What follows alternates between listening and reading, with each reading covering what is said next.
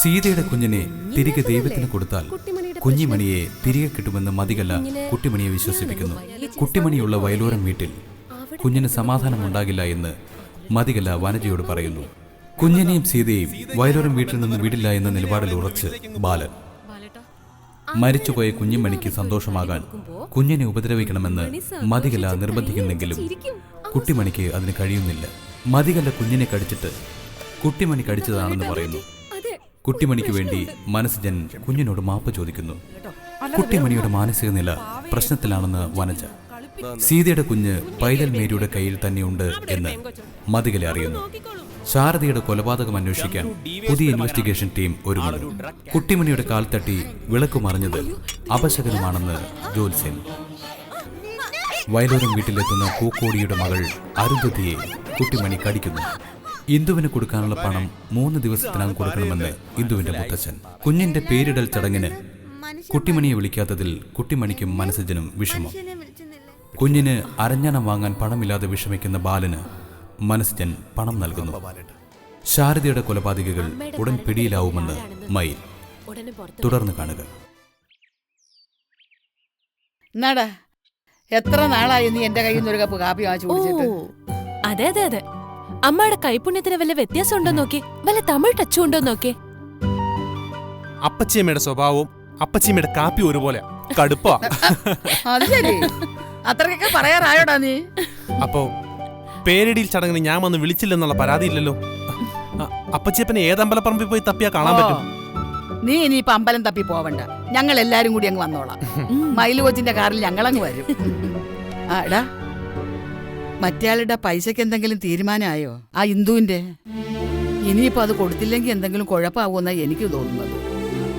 കയ്യിൽ വെച്ചോണ്ടിരുന്നിട്ട് കൊടുക്കാതിരിക്കുന്നതാണോ അപ്പച്ചിയമ്മേ? ഇല്ലാഞ്ഞിട്ടല്ലേ? കാര്യമൊക്കെ ശരിയാ ബാലണ്ണ. നമ്മളെ കൊടുക്കാനുള്ളവർക്ക് നമ്മുടെ അവസ്ഥ അറിയണ്ടല്ലോ. അവർക്ക് അവരുടെ പണം കിട്ടണം. നേരിട്ട് ഇന്ദുക്കാവ കണ്ടൊന്ന് സംസാരിച്ചാലോ? ഇല്ല, ഇന്ദുവിന്റെ മുമ്പിലേക്ക് പോകാൻ എനിക്ക് പറ്റത്തില്ല, പ്രത്യേകിച്ചും ഈ അവസ്ഥയിൽ. വീണ്ടും അതൊരു കുടുംബ പ്രശ്നമാവും. പിന്നെ അല്ലാതെ, ഇനി നീ ഇന്ദുവിനെ കാണാൻ പോയാലേ പിന്നെ സീതയോട് പറയാൻ ഒരു ന്യായവും കാണത്തില്ല. നീ പഴയ ബന്ധം പുതുക്കാൻ പോയെന്നേ സീതയും അവളുടെ വീട്ടുകാരും പറയും. അങ്ങനെ വന്നാലേ അവള് കൊച്ചിനെ എടുത്തോണ്ട് അവളുടെ വീട്ടിലോട്ട് പോകും. പിന്നെ നീ അവിടെ പോയിട്ട് ആ പൂക്കോടിയുടെയും നകുലിന്റെയും മുമ്പിൽ മോശക്കാരനായി നിൽക്കേണ്ടി വരും. അതെനിക്കറിയാം. അന്ന് ഇന്ദുവിന്റെ മുത്തച്ഛനും ബന്ധുവും കൂടി വന്ന് കാശി വെച്ചപ്പോഴേ തൊലിയുരിഞ്ഞാ ഞാൻ നിന്നത്. പൈസ ഇല്ലാത്ത എല്ലാവരുടെ അവസ്ഥ ഇത് തന്നെ അപ്പച്ചമ്മേ. ദാരിദ്ര്യ ദുഃഖമാ ജീവിതത്തിലെ ഏറ്റവും വലിയ ദുഃഖം എന്ന് കേട്ടിട്ടില്ല. ബാലണ്ണ വിഷമിക്കാതിരിക്കും. ഞാനൊരു ഐഡിയ പറയട്ടെ. എന്താ മോളെ? ആ വീടിന്റെ ആധാരം വല്ല ബാങ്കിലും പണയം വെച്ച് എന്തെങ്കിലും വഴി കണ്ടൂടെ? ഫസ്റ്റ് ഇവന് മാത്രമായിട്ട് അങ്ങനെ ഒരു തീരുമാനം എടുക്കാൻ പറ്റുമോ കൊച്ചേ? വീടിന്റെ ആധാരം ഒരു പണയം വെപ്പ് നടത്തിയതാ. അന്ന് മതികല ഭൂതത്തിന്റെ അമ്മ കൊടുത്ത കടം തീർക്കാനായിട്ടാണ് ഇങ്ങനെ ഒരു കടം വരുത്തി വെച്ചത്. ഇനി ഇത് തീർക്കാൻ ഒരു കടം കൂടി വരുത്തി വയ്ക്കണോ? അല്ലെങ്കിൽ തന്നെ അതിന് മതികലയും രവി ഒന്നും സമ്മതിക്കത്തില്ല. രവിയണ്ണനെ കണ്ട് ഞാൻ സംസാരിക്കാം. രവിയണ്ണൻ കേക്കും. രവിക്ക് സഹായിക്കണമെന്ന് കാണും, പക്ഷെ അറുകൊല സമ്മതിക്കത്തില്ല. ഓ, അതാ ചെറുക്കന്റെ ഉള്ള സമാധാനം കൂടെ ഇല്ലാതാക്കേ ഉള്ളൂ. പിന്നെ എന്ത് ചെയ്യൂ അമ്മ? കടം വീട്ടിയില്ലെങ്കിൽ ഓരോ ദിവസവും സ്വസ്ഥത നഷ്ടപ്പെട്ടോണ്ടിരിക്കും. എന്തായാലും കുഞ്ഞിന്റെ പേരിടിയിൽ ചടങ്ങൊന്ന് കഴിയട്ടെ. അത് കഴിഞ്ഞ് നമുക്ക് എന്തെങ്കിലും വഴി ആലോചിക്കാം. ഏതെങ്കിലും ബ്ലേഡുകാരൻ്റെ അടുത്തുനിന്ന് വലിയ പലിശയ്ക്ക് കടമെടുത്തിട്ടാണേലും കുഴപ്പമില്ല. ഈ ജന്മം മുഴുവൻ പണിയെടുത്തിട്ടായാലും അത് വീട്ടാം. എന്നാലും ഇന്ദുവിന്റെ പണം എനിക്ക് കൊടുത്തേ പറ്റൂ. അത് കൊടുക്കാത്തിടത്തോളം കാലം എനിക്ക് കണ്ണാടിയിൽ പോലും എന്റെ മുഖം കാണുമ്പോൾ അറിയാതെ തല കുനിഞ്ഞു പോവാ. അതൊന്നും ആലോചിച്ച് വിഷമിക്കേണ്ട ബാലണ്ണ. അല്ലെങ്കിൽ എന്റെ ഈ കാറിന്റെ RC ബുക്ക് പണയം വെച്ചാലോ? അല്ല, ഇതിന്റെ ബുക്ക് വെച്ചാ ഒന്നും കിട്ടില്ല. അത് വേറൊരു കാര്യം. അതൊന്നും വേണ്ട. ഇത് നിന്റെ ഒരു വരുമാന മാർഗമല്ലേ? സഹായിക്കാവുന്ന രീതിയിലൊക്കെ എന്നെ പലരും സഹായിച്ചിട്ടുണ്ട്. എന്നുവെച്ച് എല്ലാ കാലത്തും മറ്റുള്ളവരെ സഹായത്തിൽ ജീവിക്കാൻ പറ്റുമോ? ഈ ഒരു കടം ഞാൻ വീട്ടും. ഞാനും ചില കാര്യങ്ങൾ മനസ്സിൽ കണ്ടു വെച്ചിട്ടുണ്ട്. കടയിലെ സാധനങ്ങൾ ഉൾപ്പെടെ ആർക്കെങ്കിലും കൈമാറിയാലോ എന്ന് ആലോചിക്കുക. അയ്യോ, കട വിൽക്കാനോ? പിന്നെ നീ എങ്ങനെ ജീവിക്കോടാ? ഒരു പെങ്കൊച്ചല്ലേ, അതിനുവേണ്ടി എന്തെങ്കിലും കരുതി വെക്കണ്ടേ? ഇതല്ലാതെ നീ വേറെ എന്ത് പണിയെടുക്കാനാ? തൽക്കാലം ഒന്ന് പിടിച്ചു നിൽക്കണ്ടേ അപ്പച്ചമ്മേ? ആദ്യം ഒന്ന് ശ്വാസം മുട്ടാതെ പിടിച്ചു നിൽക്കണം. അതിനുശേഷമല്ലേ മുന്നോട്ടുള്ള ജീവിതം. എത്ര തുഴഞ്ഞാലും മറുകരയെത്താത്തൊരു പുഴ പോലെ കിടക്കുക മുന്നിലെ ജീവിതം. അപ്പോ ഞാൻ തളർന്നു പോയാ ആര് നടത്തും മുന്നോട്ട്? ഓ, പറഞ്ഞ് ഞാൻ ആദ്യം കൂട്ടുന്നില്ല. ശരി, ഞാൻ ഇറങ്ങും. അപ്പോ ചടങ്ങിന് എല്ലാരും എത്ര. അപ്പച്ചിയപ്പനോട് പ്രത്യേകം പറയണം. ശരി.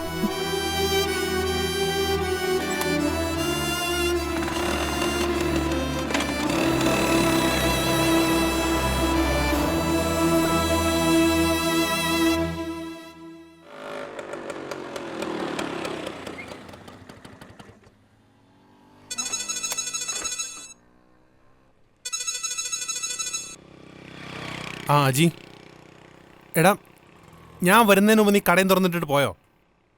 ഞാൻ കുഞ്ഞിനെ പേരിളി ചടങ്ങ് വിളിക്കാൻ പോയതല്ലേ, അതുകൊണ്ടല്ലേ നിന്നോട് പറഞ്ഞത് നീ കുറച്ചു നേരം ഇവിടെ നിൽക്കണമെന്ന്. ആ, ഇനിയിപ്പോൾ നീ വരണ്ട, ഞാൻ എത്തിയില്ലേ.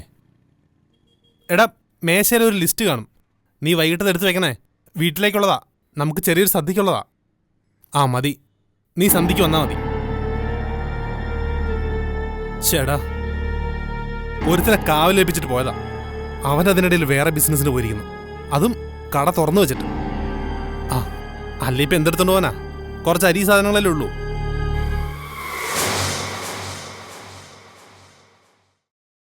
ബാല,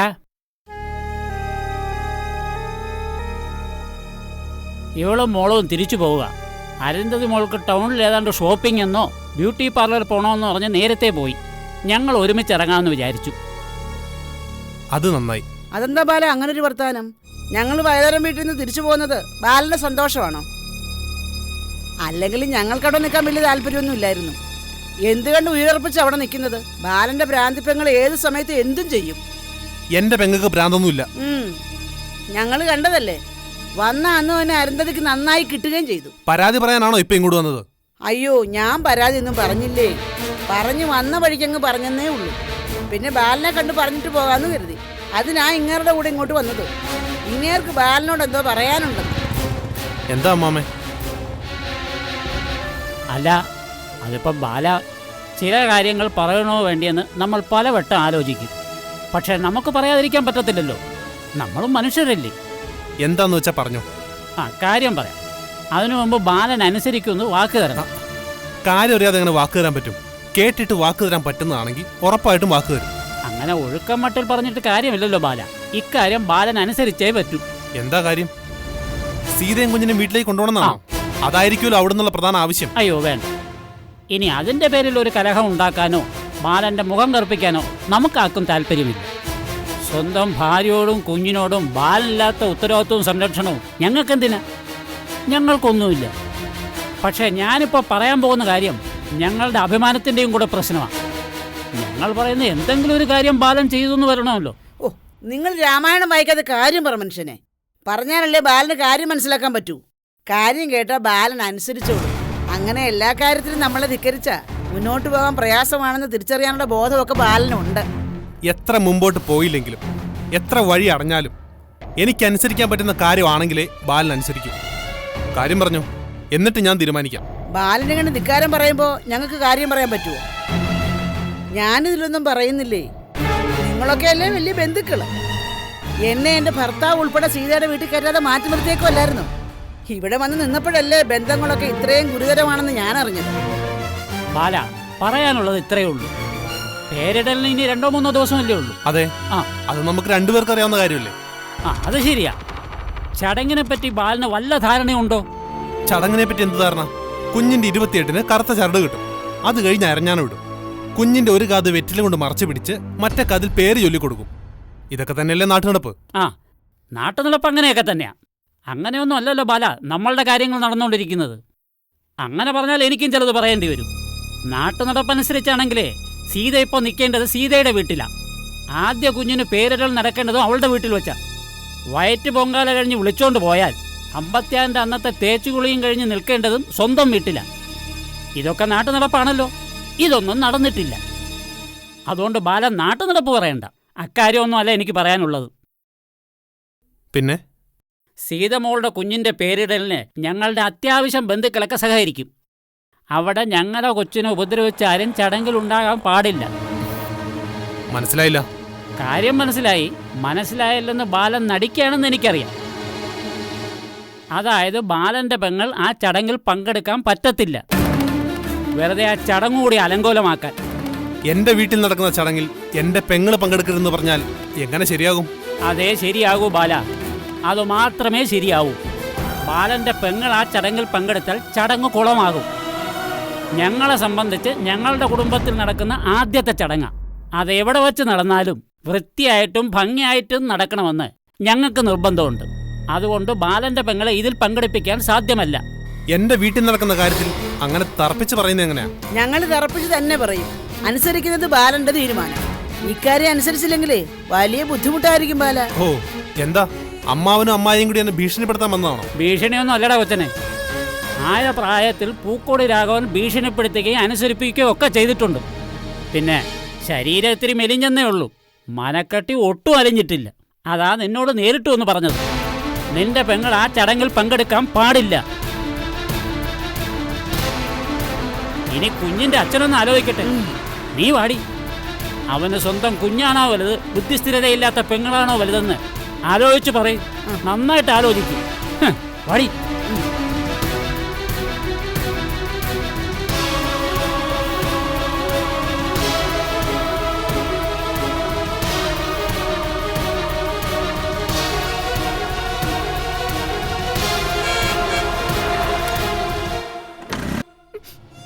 കേട്ടോ അച്ഛൻ, കേട്ടോ അമ്മ,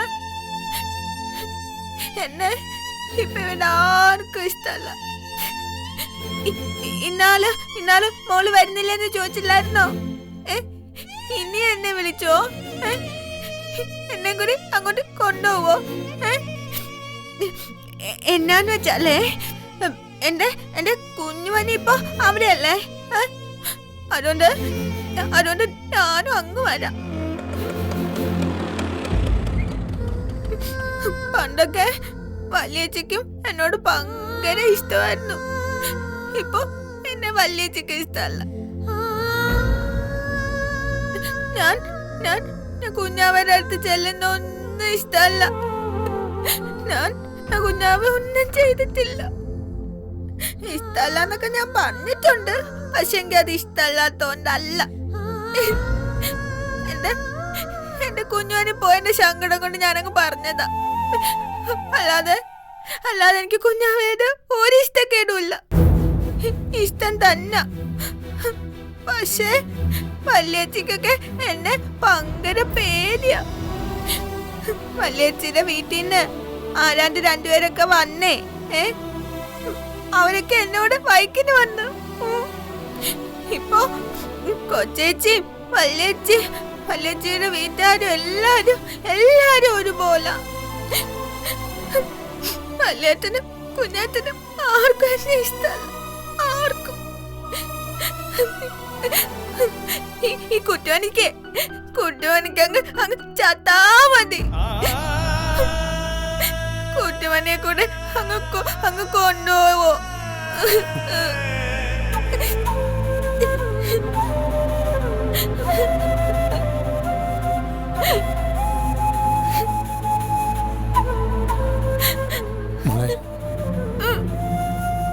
മോൾ ഇവിടെ ഒറ്റയ്ക്ക് സംസാരിക്കണോ? വേണ്ട, വല്യേട്ടനോടൊന്നും ഞാൻ കൂട്ടില്ല. വല്യേട്ടൻ എന്നോട് ഇഷ്ടമില്ലല്ലോ. എന്നെ വിളിച്ചില്ലല്ലോ കുഞ്ഞവിടെ പേരിടില്ല. ബാക്കി എല്ലാരും വിളിച്ചില്ല. നിന്നെ വല്യേട്ടൻ വിളിക്കേണ്ട കാര്യമുണ്ടോടി? ഈ വയലോരം വീട്ടിലും എന്ത് ചടങ്ങ് നടന്നാലും നീ തന്നെയായിരിക്കും എന്റെ മുൻപന്തിയിൽ. ഈ വല്യേട്ടൻ ജീവിച്ചിരിക്കുന്നിടത്തോളം കാലം അതങ്ങനെ തന്നെ ആയിരിക്കും. വല്യേട്ടൻ ചുമ്മാ കള്ളം പറയുക. എന്നെ ആരും വിളിച്ചെത്തൂല്ല, എനിക്കെത്തൂല്ല. എന്റെ കുട്ടിമണി എന്റെ കുഞ്ഞാവയ്ക്കൊപ്പം തന്നെയാണ്. എന്റെ മോള് ധൈര്യമായിട്ടിരിക്കും. നിന്റെ സങ്കടങ്ങളെല്ലാം മാറും. ആരും ഇനി നിന്നോട് വഴക്കിന് വരത്തില്ല. അത് ഞാൻ ഇനി അനുവദിക്കത്തില്ല. മോള് അച്ഛയുടെ അമ്മയുടെ അടുത്ത് തന്നെ നിന്നോണം. പുറത്തേക്കൊന്നും പോകരുത് കേട്ടോ.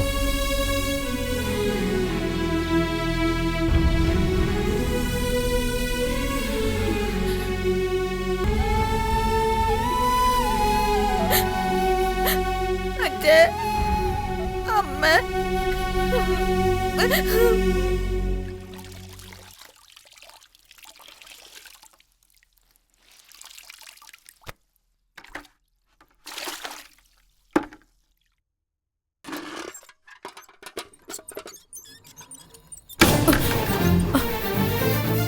എന്താ ബാലേട്ടാ, എന്താ ഇത്?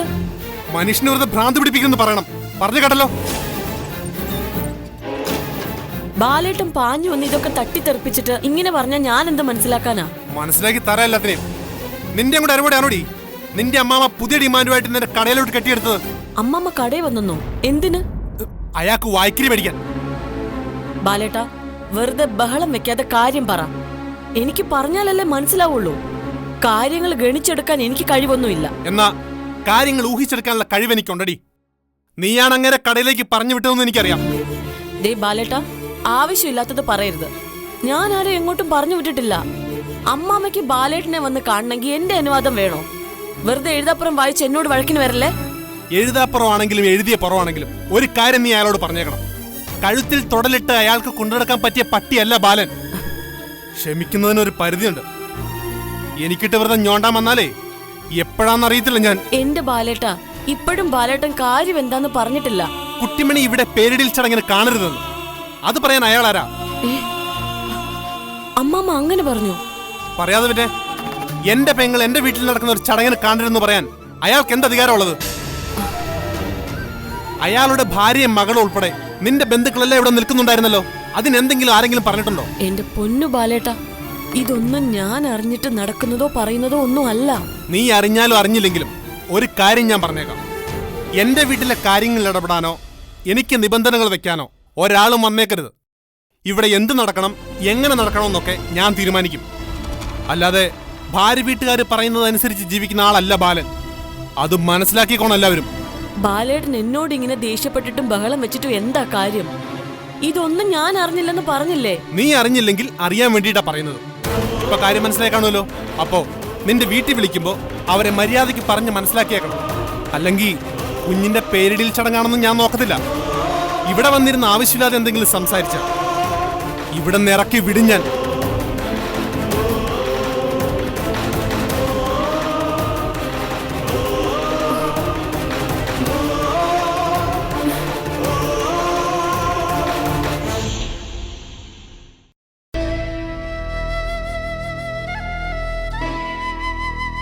ബാലേട്ടൻ എന്താ പെട്ടെന്ന് ഇങ്ങ് വന്നത്? എന്തായിരുന്നു അപ്പുറത്ത് ഒച്ചയും ബഹളമൊക്കെ? ഓ, ഒന്നും പറയണ്ട. എന്താ ബാലേട്ടാ, എന്താ പ്രശ്നം? ആ, ബാലേട്ടനോട് എന്താണ് പ്രശ്നം എന്ന് ചോദിക്കുമ്പോൾ എനിക്ക് ചിരിയാണ് കേട്ടോ. ഞാനേ പ്രശ്നങ്ങളുടെ നടുക്കടലിൽ നിൽക്കുക. എടാ, നമ്മുടെ അച്ഛനും അമ്മയും ആരോടും ഒരു ദ്രോഹം ചെയ്തിട്ടില്ല. മുഖം മുഷിഞ്ഞൊന്നും സംസാരിക്കുക പോലും ചെയ്തിട്ടില്ല. പക്ഷെ എന്നിട്ടും മക്കളായ നമ്മുടെ ജീവിതം എന്താ ഇങ്ങനെയായി പോയത്? ഞാനും ഇതേ കാര്യം തന്നെ പലപ്പോഴും ചിന്തിക്കാറുണ്ട് ബാലേട്ട. എല്ലാവരോടും നല്ലത് പറയണം, നല്ലത് ചെയ്യണമെന്നൊക്കെ പറഞ്ഞാ വളർത്തിയത്. പിന്നെ എന്നെ സംബന്ധിച്ചിടത്തോളം ഞാൻ കുറച്ച് സ്വാർത്ഥനായിപ്പോയി. പണത്തിനോട് ആർത്തിയുള്ളവനായിരുന്നു. അതുകൊണ്ട് തന്നെ കുറച്ച് ഗുരുത്വദോഷം ചെയ്തിട്ടുണ്ട്. പക്ഷേ ബാലേട്ടൻ ഇതൊന്നും ചെയ്തിട്ടില്ല. എന്നാലും നമുക്ക് രണ്ടുപേർക്കും സ്വസ്ഥതയില്ല. കുട്ടിമണി ബുദ്ധിയില്ലാത്ത കുഞ്ഞായിരുന്നെങ്കിലും അച്ഛൻ മരിക്കുന്നതുവരെ അവളുടെ ജീവിതത്തിൽ സന്തോഷമല്ലേ ഉണ്ടായിട്ടുള്ളൂ. രാജകുമാരിയായിട്ടല്ലേ അവൾ ഈ വീട്ടിൽ വളർന്നത്. ഇപ്പോ അവൾ കരയാത്ത ദിവസമുണ്ടോ? കുട്ടിമണിയാ ഇപ്പൊ എല്ലാവരുടെയും പ്രശ്നം. അവൾ അങ്ങോട്ട് നോക്കരുത്, ഇങ്ങോട്ട് നോക്കരുത്, അവിടെ ചെല്ലരുത്, അത് ചെയ്യരുത്. കുട്ടിമണിയെ വീടിനകത്തൊരു ജയിലുണ്ടാക്കി നമുക്ക് അടച്ചിടാൻ പറ്റുമോ? ഇപ്പൊ എന്താ ബാലേട്ട പുതിയ പ്രശ്നം? കുഞ്ഞിന്റെ പേരിടിൽ ചടങ്ങിന് കുട്ടിമണി ഇവിടെ കാണരുതെന്ന് പറഞ്ഞിരിക്കുന്നത് സീതയുടെ വീട്ടുകാർ. അവർക്കും പത്തി പൊങ്ങി തുടങ്ങിയിരിക്കുന്നു. കുഞ്ഞുണ്ടായ സ്ഥിതിക്ക് സീത കുഞ്ഞിനെയും കൊണ്ട് അവിടെ ചെന്ന് നിന്നു കഴിഞ്ഞാൽ ബാലം പുറകെ ചെല്ലുമെന്ന് കരുതിയായിരിക്കും. പരമാവധി പ്രശ്നമില്ലാതെ പോവാൻ നോക്ക് ബാലേട്ട. നമുക്ക് വേറെ ആരുമില്ല. ബാലേട്ട ഒന്ന് ചിന്തിച്ചു നോക്കി. എന്റെ പെണ്ണു വീട്ടുകാർക്ക് കുറച്ച് പണമുണ്ടെന്ന് കരുതി ഞാൻ അഹങ്കരിച്ചിരുന്നു കുറച്ചു കാലം. നമുക്ക് എന്ത് ബന്ധുബലമുണ്ട്? സഹായിക്കാൻ ആരെങ്കിലും ഉണ്ടോ? ബാലേട്ടന് ഭാര്യ വീട്ടുകാരോടെങ്കിലും കുറച്ച് അടുപ്പമുണ്ടെന്ന് വിചാരിക്കാം. എന്നെ സംബന്ധിച്ച് ഭാര്യ വീട്ടുകാർ ഇപ്പോൾ ശത്രുവായിട്ട് കാണുന്ന ആളാ. അപ്പോ ഉള്ള ബന്ധങ്ങൾ കളയണ്ട ബാലേട്ട. നഷ്ടപ്പെടുമ്പോഴല്ലേ ഓരോ ബന്ധങ്ങളുടെയും വില നമ്മൾ അറിയുന്നത്. എന്ന് കരുതി ഞാൻ കുട്ടിമണി ഇവിടുന്ന് മാറ്റി നിർത്തണോ? ഇവിടെ ഒരു ചടങ്ങ് നടക്കുമ്പോൾ അവളെ പുറത്തിറക്കി വിടണോ? പണ്ട് മതിയുടെ വീട്ടിൽ നിന്ന് അവർ വന്നപ്പോൾ പറഞ്ഞത് ബാലേട്ടൻ ഓർക്കുന്നില്ലേ? കല്യാണത്തിന് കുട്ടിമണിയെ കാണരുതെന്ന്. അന്ന് അത് ഞാൻ വാക്കുകൊടുത്തപ്പോൾ അച്ഛനുണ്ടായ വിഷമം ബാലേട്ടൻ ഓർക്കുന്നില്ലേ? ഉണ്ട്. അതുകൊണ്ടാണല്ലോ ഇതൊക്കെ കേൾക്കുമ്പം കൂടുതൽ സങ്കടം വരുന്നത്. അവളെ ഈ ചടങ്ങിൽ നിന്നും മാറ്റി നിർത്തിയ നമ്മുടെ അച്ഛൻ്റെ അമ്മയുടെ ആത്മാവ് സഹിക്കൂടാ. എന്തായാലും അതുണ്ടാവില്ലെന്ന് ഞാൻ തീരുമാനിച്ചു. എൻ്റെ കുഞ്ഞിൻ്റെ പേരിൽ ചടങ്ങ് നടന്നില്ലെങ്കിലും കുഴപ്പമില്ല. അല്ലെങ്കിൽ അതിൻ്റെ പേര് സീതയുടെ വീട്ടിൽ നിന്ന് ആരും വന്നില്ലെങ്കിലും കുഴപ്പമില്ല. കുട്ടിമണിയെ മാറ്റി നിർത്തിയിട്ട് ഒന്നിനും ബാലനില്ല. ബാലേട്ടൻ സമാധാനമായിട്ട് ചെല്ല്. ഇതൊക്കെ ചെറിയ കാര്യങ്ങളാ, മാറും ബാലേട്ട. പോയിട്ട് വാ.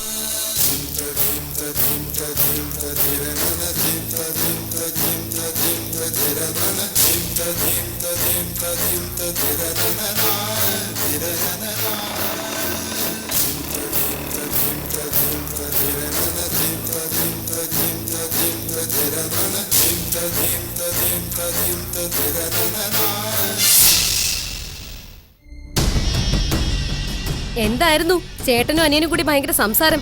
വലിയ ചർച്ചയായിരുന്നല്ലോ. ഞാൻ കരുതി ഒരു അഗ്നിപർവ്വതം പൊട്ടി ഇങ്ങോട്ട് വരുവാണെന്ന്. അഗ്നിപർവ്വതമൊക്കെ പുറകെ വന്നോളും. ചിലരൊക്കെ അതിൽ കത്തിക്കരിഞ്ഞ് ഭസ്മമായി പോവുകയും ചെയ്യും. ചില സത്യങ്ങൾക്ക് സൂര്യനേക്കാൾ തീഷ്ണതയുണ്ട്. പൊള്ളിയെങ്കിലേ അതൊക്കെ അറിയൂ. ദേ, നിങ്ങൾ എന്നെ അങ്ങനെ ഭയപ്പെടുത്തൊന്നും വേണ്ട. നിങ്ങളും നിങ്ങളുടെ ചേട്ടനും കൂടെ സംസാരിച്ചതേ എന്താണെന്നാ ഞാൻ ചോദിച്ചേ. ഞങ്ങളുടെ പെങ്ങളുടെ കാര്യം അല്ലാതെന്താ?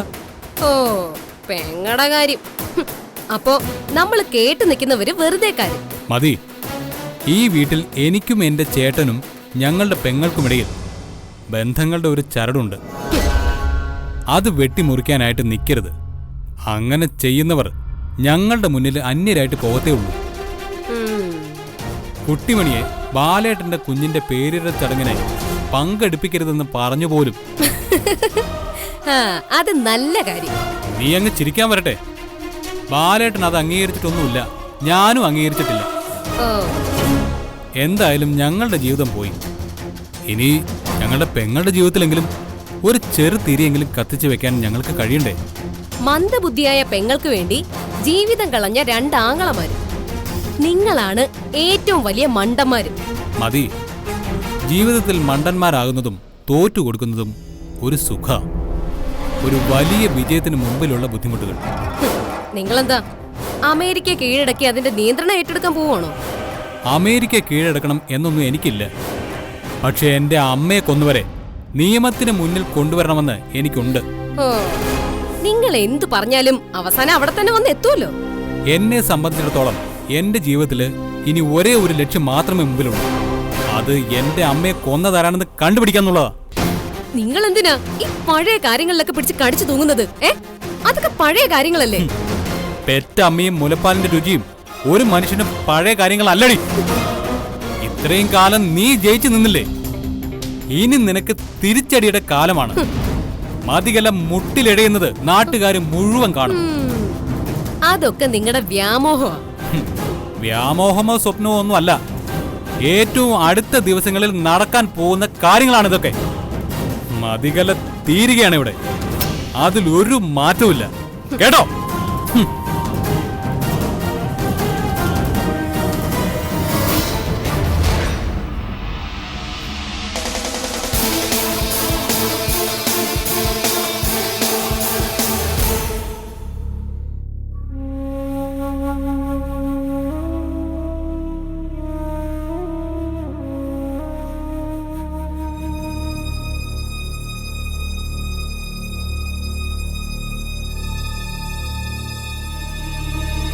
ആഹാ, കുട്ടിമണി ഇവിടെ വന്ന് നിക്കുവാണോ? ഒയ്യുടാ, കൊച്ചുച്ചയുടെ പിണക്കാണോ? കുട്ടിമണിയെ മാത്രമേ ഉള്ളൂ ഇവിടുത്തെ കുഞ്ഞിന്റെ പേരിടലിന് ക്ഷണിക്കാത്തത്. ഞങ്ങളെയൊക്കെ വിളിച്ചു. കുട്ടിമണിയുടെ വലിയേട്ടൻ വന്ന് പ്രത്യേകം വിളിച്ചു. സദ്യയുണ്ട്, പായസമുണ്ട്, കൃത്യമായിട്ട് വരണോന്നൊക്കെ പറഞ്ഞു. പക്ഷെ കുട്ടിമണിയെ മാത്രം വിളിച്ചില്ല. കഷ്ടമായിപ്പോയി. എന്റെ വലിയേട്ടൻ വിളിച്ചല്ലോ. എപ്പോ? എന്നെ വിളിച്ചു. എന്നെ ആയിരിച്ചു മുമ്പിൽ നിർത്തിനെന്നും പറഞ്ഞു. പിന്നെ നല്ല കാര്യമായി. കുട്ടിമണിയെ മുമ്പിൽ നിർത്തിയത് തന്നെ. വല്യച്ചിയുടെ വീട്ടുകാരെ അതിനൊന്നും സമ്മതിക്കത്തില്ല. സമ്മതിച്ചും എനിക്ക് ഉറപ്പാ എന്നെ മുന്നിൽ നിർത്തിച്ചോളൂ. ഇനി കുട്ടിമണിയെ വല്യേട്ടൻ വിളിച്ചില്ലെങ്കിൽ എന്ത് ചെയ്യും? എന്നാ ചെയ്യാനാ? കുട്ടിമണിയെ വിളിക്കാത്തതിന്റെ കാരണക്കാരാരാ? കാരണക്കാരാരാ? വല്യേച്ചിയുടെ വീട്ടുകാര്. അന്ന് ഇവിടെ വന്ന ആ ശകുന്തള ഭൂതവും അരുന്ധതി പിശാചും പിന്നെ വല്യേച്ചിയുടെ അമ്മാമയും അമ്മയും അവരെല്ലാരും ആ കുഴപ്പക്കാര്. അവരെ എല്ലാവരെയും ഇവിടുന്ന് അങ്ങ് അടിച്ചു ഓടിച്ചു വിടണം.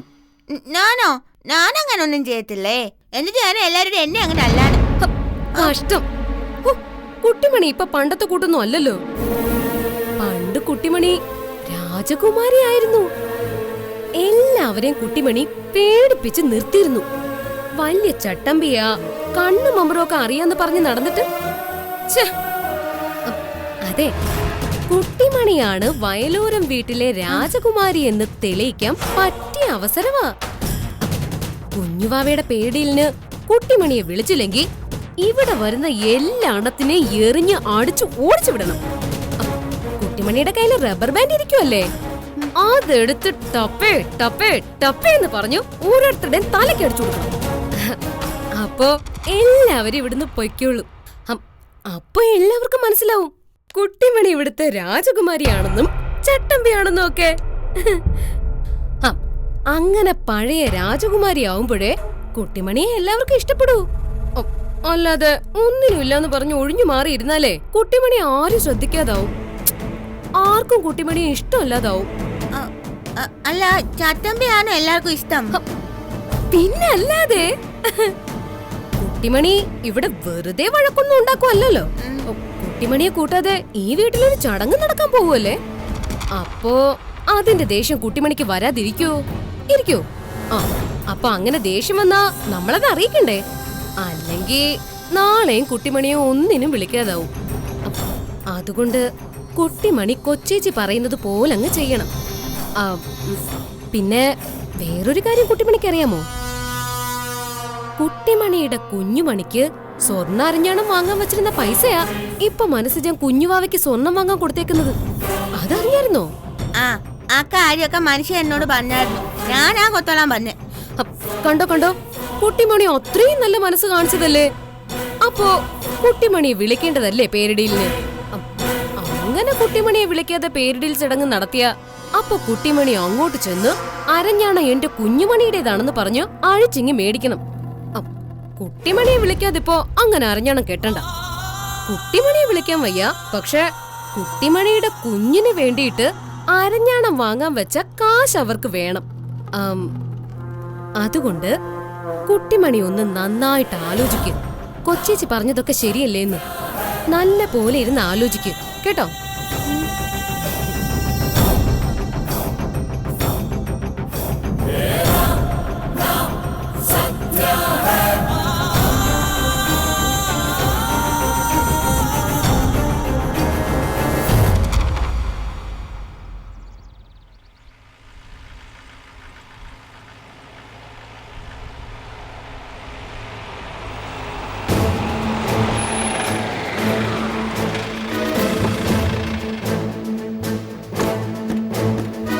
സ്വാമി ശരണം. എല്ലാരും വിളിക്കും, പുറത്തിറക്കും. അന്ന് രാത്രി ഉണ്ടായിരുന്ന എല്ലാവരും പോയി വിളിക്കും. ശരി സാർ.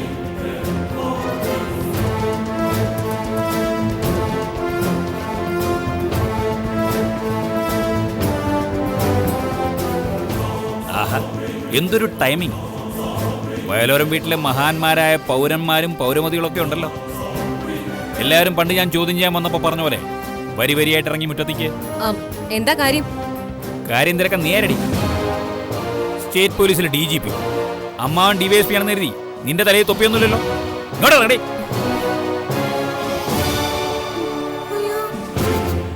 ആ, താടിയുള്ള സാറും താടി ഇല്ലാത്ത സാറും ഒക്കെ പുറകെ വാ.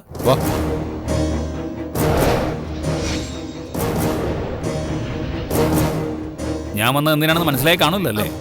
നിങ്ങൾ വന്നത് ഇവിടുത്തെ ശാരദാമ്മ മർഡർ കേസിന്റെ ഇൻവെസ്റ്റിഗേഷനുമായി ബന്ധപ്പെട്ടായിരിക്കും. അങ്ങനെ ആണെങ്കിൽ നിങ്ങൾ ആദ്യം വിളിക്കേണ്ടത് അകത്ത് നിൽക്കുന്ന ആ മന്ദബുദ്ധിയാ. അവളാണല്ലോ കൊലപാതകി.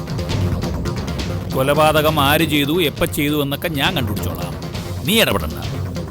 എനിക്ക് ചില കാര്യങ്ങൾ ചോദിച്ചറിയാനുണ്ട് നിന്നോടും നിന്റെ ഭർത്താവ് താടിക്കാരൻ രവിചന്ദ്രനോടും അവന്റെ ചേട്ടൻ ബാലചന്ദ്രനോടും.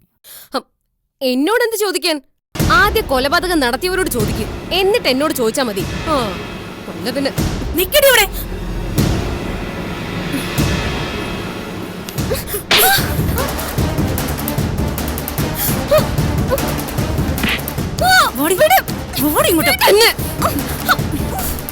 ഇവിടെ നിൽക്കാൻ പറഞ്ഞ ഇവിടെ നിൽക്കണം. കെട്ടിയവനെ ഭരിക്കുന്നത് പോലെ സ്റ്റേറ്റ് പോലീസിനെ ഭരിക്കാൻ വരരുത്. അങ്ങനെ ചെയ്താലേ ആണപ്പല്ലും ഉളിപ്പല്ലും കൂടി പുരപ്പുറത്തിരിക്കും. സാറേ, എന്താ സാറേ ഇത്? എന്താടാ നിന്റെ പ്രിയപ്പെട്ട ഭാര്യയെ തെല്ലിപ്പോ നിനക്ക് നൊന്തോ? ഒരെണ്ണം കിട്ടുന്നുണ്ടല്ലോ. നീയൊക്കെ അച്ചിമാരെയും കെട്ടിപ്പിടിച്ച് സുഖമായിട്ട് കിടന്നുറങ്ങിയ രാത്രിയിൽ തൊട്ടപ്പുറത്തെ മുറിയിൽ പ്രാണവായു പോലും കിട്ടാതെ പടഞ്ഞു മരിച്ചത് നിന്റെയൊക്കെ അമ്മയാണ്, പെറ്റമ്മ. നീയൊക്കെ ഈ ലോകം കാണുന്നതിന് മുമ്പ് 10 മാസം ഉണ്ടതും മുറങ്ങിയതുമെല്ലാം അവരുടെ വയറ്റിൽ കിടന്നു. നിന്നെപ്പോലുള്ള മഹാഭാവികളെ ചുമക്കേണ്ടി വന്നു എന്നുള്ളതാണ് ആ സ്ത്രീയുടെ ദുരന്തം. അയ്യോ സാറേ, അങ്ങനെയൊന്നും പറയരുത്. ഞങ്ങൾക്ക് ഞങ്ങളുടെ അമ്മ വലുതാ. നിന്റെ അമ്മ കൊല്ലപ്പെട്ട മുറിയിന്ന് പോലീസിന് കിട്ടിയ തെളിവുകൾ ഞാൻ എണ്ണി പറയാം. സിലോഫിൻ ടെസ്റ്റിൽ നിന്റെ അമ്മയുടെ നഖത്തിനിടയിൽ നിന്ന് കിട്ടിയത് ഒരാളുടെ സ്കിന്നും തലമുടിയും. അത് കുട്ടിമണിയുടേതോ നിന്റെ അമ്മയുടേതോ അല്ല, യഥാർത്ഥ പ്രതിയുടെ.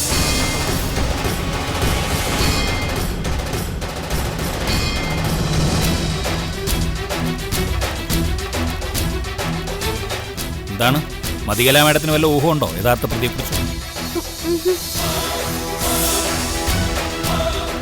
മൂത്തമകന് ഒന്നും പറയാനില്ല. സാറ് പറഞ്ഞതുപോലെ അമ്മയെ വേണ്ടെന്ന് വെച്ചിട്ടോ അമ്മയുമായിട്ടുള്ള ബന്ധം ചിതയിൽ ഉപേക്ഷിച്ചിട്ടോ അല്ല മിണ്ടാതെ നിന്നത്. 10ൽ തോറ്റാണ് സാറേ ബാലൻ. ജീവിത പരീക്ഷകളിലെല്ലാം 10 മാർക്ക് പോലും മേടിക്കാനാവാതെ അമ്പയെ പരാജയപ്പെട്ട് നിൽക്കുന്നവനുമാണ്. എനിക്കറിയത്തില്ലായിരുന്നു സാറേ എവിടെ നിന്ന് നീതി കിട്ടുമെന്ന്. ഇപ്പോൾ മൈലമ്മ കേസുമായിട്ട് മുന്നോട്ട് പോയപ്പോഴാണ് ഒരു പ്രതീക്ഷ വന്നത്. മുലപ്പാൽ കുടിച്ച് നിനക്കൊന്നുമില്ലാത്ത കൂറ് ഒരു തവി ചോറുണ്ടവൾ കൊണ്ടെന്ന് കരുതിയാൽ മതി. നിനക്കെന്തെങ്കിലും സംശയം ഉണ്ടോടാ ആരെയെങ്കിലും? എനിക്ക് സംശയമുണ്ട് സാർ. ആ ശിവേ, മനസ്സിനെ കുത്തിയവനെ.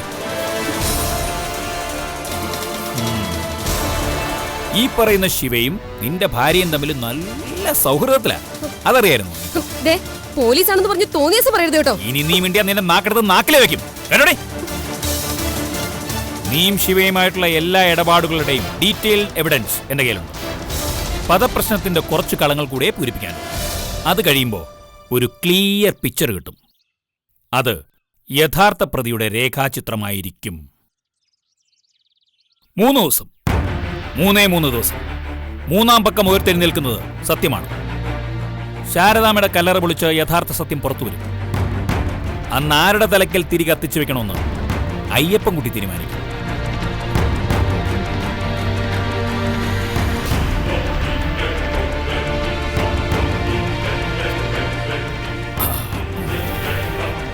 ഒരൊറ്റ ഒരെണ്ണം, വയലോരം വീട്ടിന്റെ ഗേറ്റ് വിട്ട് പുറത്തു പോകരുത്. എന്തെങ്കിലും ഏറ്റു പറയാനുള്ളവർക്ക് ഏറ്റു പറയാനുള്ളതാണ് ഈ 3 days. 3-ാം പക്കം അയ്യപ്പൻകുട്ടി വരും കൈവിലങ്ങുമായിട്ട്. അതാരുടെ കൈക്കിണങ്ങുമെന്ന് അന്ന് ഞാൻ പറയാം. അപ്പോ 3 ദിവസത്തേക്ക് സ്വാമിയേ ശരണമയ്യപ്പ.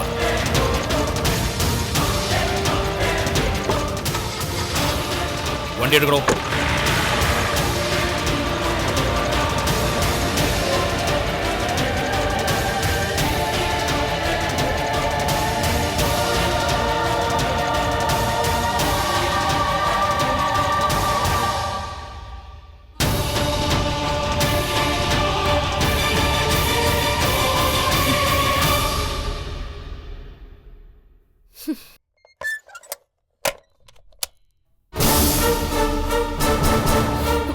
നിങ്ങൾ എന്നെ കൊലയ്ക്ക് കൊടുക്കാൻ തന്നെയാണോ? ആണോ? നിങ്ങളുടെ തീരുമാനം അത് തന്നെയാണോന്ന്? എന്താ നിനക്ക് അങ്ങനെ തോന്നിയോ? അങ്ങനെ തോന്നിയെങ്കിൽ അങ്ങനെ തന്നെ. നിങ്ങൾ എന്തിനാ പോലീസിനോട് പോയി ശിവയുടെ കാര്യമൊക്കെ പറഞ്ഞത്? അവനുമായി എനിക്ക് ബന്ധമുണ്ടെന്ന് പോലീസ് അറിയില്ലേ? അറിയട്ടടി, അവൻ ഒരു ക്രിമിനൽ ആണെന്ന് എനിക്ക് നന്നായിട്ട് അറിയാവുന്ന കാര്യമാണ്. എന്റെ അമ്മയുടെ മരണത്തിന് പിന്നിലെ അവനൊരു പങ്കുണ്ടെന്ന് എനിക്ക് നന്നായിട്ട് അറിയാം. പിന്നെ എന്താടി, ഞാൻ എന്റെ അമ്മയുടെ മരണത്തില് അറിയാവുന്ന കാര്യങ്ങൾ പറയാതെ വായിൽ വിരലുവിട്ട് കണ്ണു മിഴിച്ച് നിൽക്കണമായിരുന്നോ പോലീസുകാർ ഇവിടെ വന്നപ്പോ? ഒരു തെറ്റും ചെയ്യാത്ത എന്നെ കൂടി അവസാനം പോലീസ് സ്റ്റേഷനിൽ കേറ്റാനാണല്ലേ? ഒരു തെറ്റും ചെയ്യാത്ത നീയോ? തെറ്റ് ചെയ്തിട്ടില്ലെങ്കിൽ പിന്നെ നീ എന്തിനാടി കിടന്ന് പേടിക്കുന്നേ? രാത്രിയില് നീ അവന് സ്വർണവള കൊണ്ടേ കൊടുക്കുന്നത് ഞാൻ ഈ കണ്ണുകൊണ്ട് കണ്ടതാണെന്ന് നിന്നോട് ഒരിക്കൽ പറഞ്ഞായിരുന്നല്ലോ. എന്നിട്ട് നിനക്കതിന് ഒരു മറുപടി ഉണ്ടായിരുന്നില്ല. നീ അന്നേരം ഒഴിഞ്ഞു മാറിയില്ലേ? അങ്ങനെ സംഭവിച്ചില്ല എന്നല്ലേ നീ എന്ന് പറഞ്ഞത്. അപ്പൊ പിന്നെ നീ പേടിക്കേണ്ട ഒരു കാര്യമില്ല. ശിവയുമായിട്ട് നിനക്കുള്ളത് പരിചയം മാത്രമാണ്. ശിവയുടെ ഏറ്റവും അടുത്ത സുഹൃത്തായിരുന്നല്ലോ ഒരു കാലത്ത് നമ്മുടെ മനസ്സജൻ. അപ്പോ മനസ്സജൻ പേടിക്കണമല്ലോ പോലീസ് ഇങ്ങോട്ട് വരുമ്പോ. മനസ്സജൻ ഇല്ലാത്ത പേടി നിനക്ക് എന്തിനാടി? എടി, കള്ളം ചെയ്തവര് മാത്രം പേടിച്ചാ മതി. കുറ്റം ചെയ്തവര് മാത്രം ഭയന്നാ മതി. അല്ലാത്തവര് ഒന്നും ചിന്തിച്ച് ആദ്യ കയറ്റേണ്ട കാര്യമില്ല. നിങ്ങൾ എന്നെ അവസാനം പ്രതിയാക്കാനുള്ള ശ്രമമാണോ ഇത്? എല്ലാവരും കൂടി ചേർന്ന് എന്നെ കുറ്റക്കാരിയാക്കി കേസ് എന്റെ തലയിൽ കെട്ടിവെക്കുകയാണ്. എന്റെ അമ്മയുടെ മരണത്തിന് പിന്നിൽ നിന്നെ പ്രതിയാക്കണമെന്ന് എനിക്ക് യാതൊരു നിർബന്ധവുമില്ല. കാരണം വയലോരം വീട്ടിലെ രവിചന്ദ്രന്റെ ഭാര്യയാണ് അവന്റെ അമ്മയെ കൊന്നതെന്ന് നാട്ടുകാർ പറയുന്നത് കേൾക്കാനേ അത്ര അഭിമാനമുള്ള കാര്യമൊന്നും അല്ലല്ലോ. പിന്നെ എന്റെ അമ്മയുടെ മരണത്തിന് പിന്നിൽ ഒരു വാക്കുകൊണ്ടെങ്കിലും ഒരു സൂചന കൊണ്ടെങ്കിലും നിനക്ക് പങ്കുണ്ടെങ്കിൽ ഉറപ്പായിട്ടും നിനക്ക് ശിക്ഷ കിട്ടിയിരിക്കും. ഞാൻ തന്നെ നിന്നെ പിടിച്ച് കയ്യും കാലും കെട്ടി പോലീസിന് മുന്നിൽ ഇട്ടു കൊടുക്കും. മനുഷ്യ, നിങ്ങളോട് ഞാനൊരു കാര്യം പറഞ്ഞേക്കാം. നിങ്ങൾ സ്വന്തം ജീവിതം വെച്ചായി കളിക്കുന്നത്. എനിക്ക് എന്തെങ്കിലും പറ്റിയാലേ അതോടെ തീർന്നു വയലോരം വീട്ടിലെ രവിചന്ദ്രന്റെ ജീവിതം. കുറെ കാലമായല്ലോ നീ ഇത് കിടന്ന് പ്രസംഗിക്കാൻ തുടങ്ങിയിട്ട്. വയലോരം വീട്ടിലെ രവിചന്ദ്രനെ പ്രസവിച്ചതേ ശാരദാമ്മയാ. അവരുടെ മുലപ്പാല് കുടിച്ചാ ഞാൻ വളർന്നത്. അവര് പിച്ച നടത്തിയും ചോറൂട്ടിയും വളർത്തി ഈ കാണുന്ന തടി ഉണ്ടായതിനു ശേഷമാ നീ ഇങ്ങോട്ട് വന്നത്. മനസ്സിലായോ? അതുകൊണ്ട് പെറ്റ അമ്മയെക്കാളും വലുതൊന്നും അല്ല ഭാര്യ. അവരിങ്ങനെ ഒരുത്തിന് ജന്മം നൽകി വളർത്തിയില്ലായിരുന്നെങ്കിൽ നിനക്ക് തട്ടിക്കളിക്കാനായിട്ട് ഇങ്ങനൊരു മണ്ടൻ ഭർത്താവ് ഉണ്ടാവായിരുന്നോ? അപ്പോ മണ്ടൻ കളി ഞാൻ അങ്ങ് നിർത്തി. എന്റെ അമ്മയുടെ മരണത്തിൽ നിനക്ക് പങ്കുണ്ടെങ്കിൽ നീ ശിക്ഷിക്കപ്പെട്ടിരിക്കും. കോടതി നിന്നെ ജീവപര്യന്തത്തിനാണ് ശിക്ഷിക്കുന്നതെങ്കിൽ ഞാൻ നിന്നെ തൂക്കേറിന് ശിക്ഷിക്കും. നിനക്കറിയത്തില്ല ഈ രവിയെ. നീ പറഞ്ഞല്ലോ സ്വന്തം ജീവിതം വെച്ചാണ് ഞാൻ ഈ കളിക്കുന്നതെന്ന്. എനിക്ക് വേണ്ടടി ഈ ജീവിതം. നീ എന്ത് കരുതിടി? നിന്റെ കുറെ സ്വത്തും പണം കണ്ട് ആണും പെണ്ണും കെട്ടവനായിട്ട് ഞാൻ നിന്റെ ഒപ്പം ജീവിക്കുന്നു. ലോകത്തെ വേറെ അന്തസ്സുള്ള പെണ്ണുങ്ങളുണ്ട്. ഞാൻ കാണിക്കാടി ജീവിച്ച്. ഓഹോ, നിങ്ങളപ്പോ രണ്ടും കൽപ്പിച്ചാണല്ലേ? അതെ, നിന്നെ നന്നാക്കി എടുക്കാനുള്ള ശ്രമത്തിന്റെ അവസാന റൗണ്ടാണിത്. ഇവിടെ ഞാൻ നോക്കും. അടങ്ങി ഒതുങ്ങി ഒരു നല്ല ഭാര്യയായിട്ട് തെറ്റുകുറ്റങ്ങൾ ഏറ്റുപറഞ്ഞ് അതിന് കിട്ടുന്ന ശിക്ഷകൾ സ്വീകരിച്ച് പ്രായശ്ചിത്തം ചെയ്ത് മര്യാദയ്ക്ക് ജീവിക്കാൻ പറ്റുമെന്ന് നോക്കും. ഇല്ലെങ്കിൽ ഈ ലോകത്തേത് പെണ്ണിന് കിട്ടുന്നതിനേക്കാളും വലിയൊരു ശിക്ഷ നിനക്ക് ഞാൻ തന്നിരിക്കും. അത് നൽകിയിട്ടേ നിന്നെ ഞാൻ എന്റെ ജീവിതത്തിൽ നിന്ന് ഒഴിവാക്കൂ. കേട്ടോടി മതികളെ.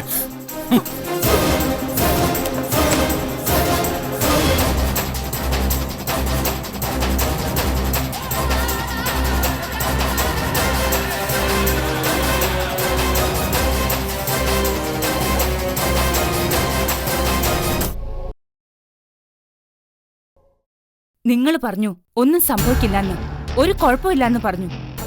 എന്നിട്ടിപ്പോ കണ്ടില്ലേ, പോലീസ് ഇപ്പൊ അന്വേഷിച്ച് വയലോരം വീട്ടിലെത്തി, മൈലമ്മയുടെ വീട്ടിലും എത്തി.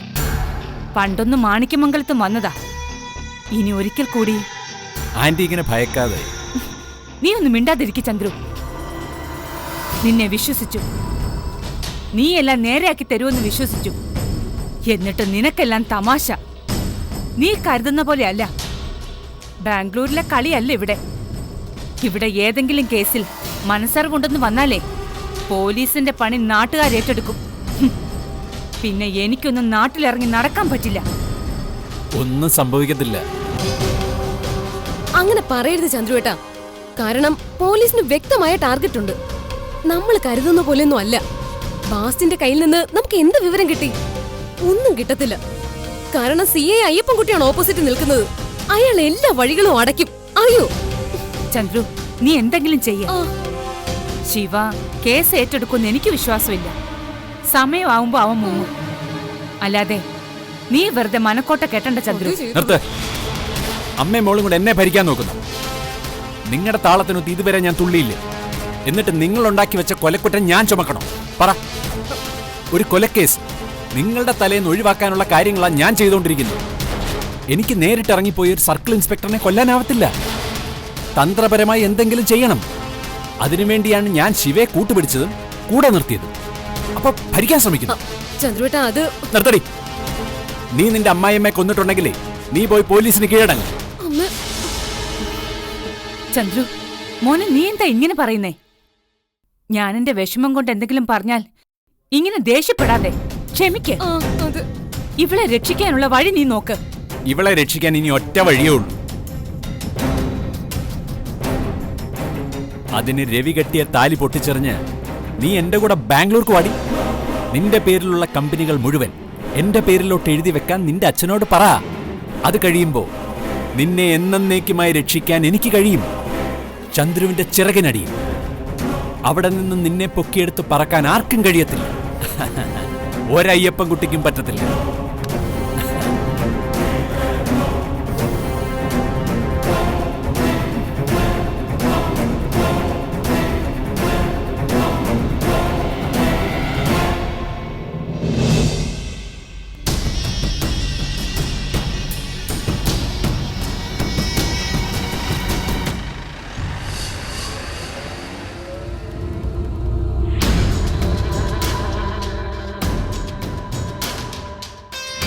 എന്താ രണ്ടുപേരും ഇടിവെട്ടിയ പോലെ നിൽക്കുന്നത്? അല്ല, മറ്റവനോട് പോകുന്ന കണ്ടല്ലോ. എന്താ പ്രശ്നം? എന്ത് പ്രശ്നം? ഒരു പ്രശ്നവുമില്ല. നീ അങ്ങനെ അങ്ങ് പറഞ്ഞൊഴിയാ നോക്കല്ലേ ജലജെ. നിന്റെ മുഖം കണ്ടാ എനിക്കറിയാം. എടി മോളെ മതികളെ, ഇന്നെന്നെ 1-2 മീഡിയ പേഴ്സൺസ് വിളിച്ചിരുന്നു. ശാരദാമ്മ മർഡർ കേസിൽ പോലീസിനെന്തോ തെളിവ് കിട്ടിയെന്നോ മാണിക്യമംഗലത്തെ ചില ആളുകൾ അറസ്റ്റിൽ ഉൾപ്പെടുമെന്നൊക്കെ പറയുന്നു. ദേ, ഞാൻ മുമ്പും നിങ്ങളോട് പറഞ്ഞിട്ടുണ്ട്, എത്ര വലിയ കൊടുമുടി കയറിയാലും സമ്മാനം വാങ്ങാൻ താഴെ ഇറങ്ങേണ്ടി വരുമെന്ന്. അതിന് സമയമായെന്ന് തോന്നുന്നു. അമ്മയും മകളും അറിയാവുന്ന കാര്യങ്ങൾ തുറന്നു പറഞ്ഞോ, അതാ നല്ലത്. അല്ലാതെ ബാംഗ്ലൂരിൽ നിന്ന് കെട്ടിയിറക്കിയ ഫ്രോഡിന്റെ ബലത്തിൽ രക്ഷപ്പെടാവുന്ന നിങ്ങൾ കരുതരുത്. മോളെ, നിന്റെ നല്ല പ്രായത്തിൽ ജയിലിനകത്ത് പോയാ പിന്നെ 7-8 കൊല്ലം കഴിഞ്ഞേ പുറത്തിറങ്ങത്തുള്ളൂ. ജീവിതം പോകും, അതോർത്തോ. അതെ, വിവരമില്ലാത്തതിന്റെ അമ്മ കൂടുന്ന് പറഞ്ഞ് മനസ്സിലാക്കി കൊടുത്തോ.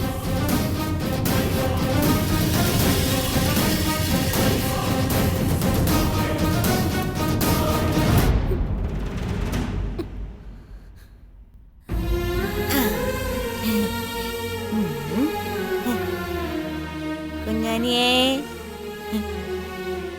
കുഞ്ഞാനി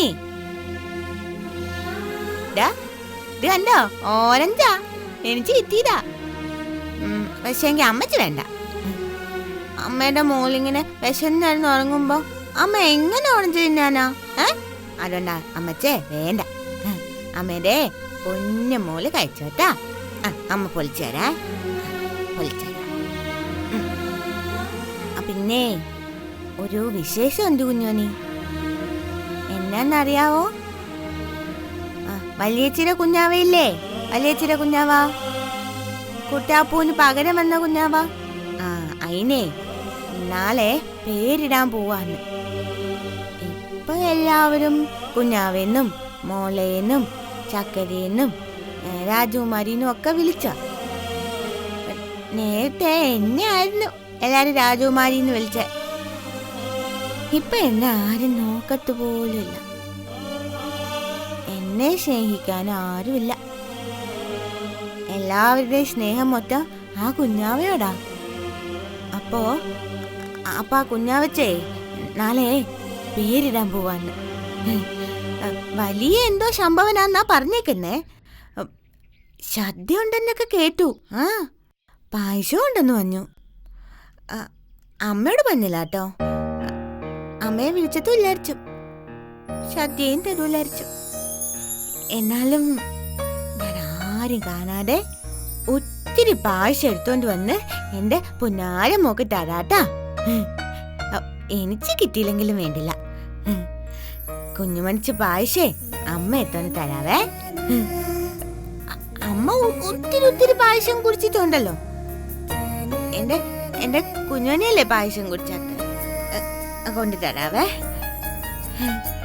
ആ വലിയച്ചി എപ്പോഴും കുഞ്ഞാവെ കെട്ടിപ്പിടിച്ച് കിടക്കുന്നതാണ്. എനിക്കത് കാണുമ്പോ അങ്ങ് കൂടി വരുക. ഞാൻ എന്റെ കുഞ്ഞുമണിയുടെ കൂടെ കിടക്കട്ടെ.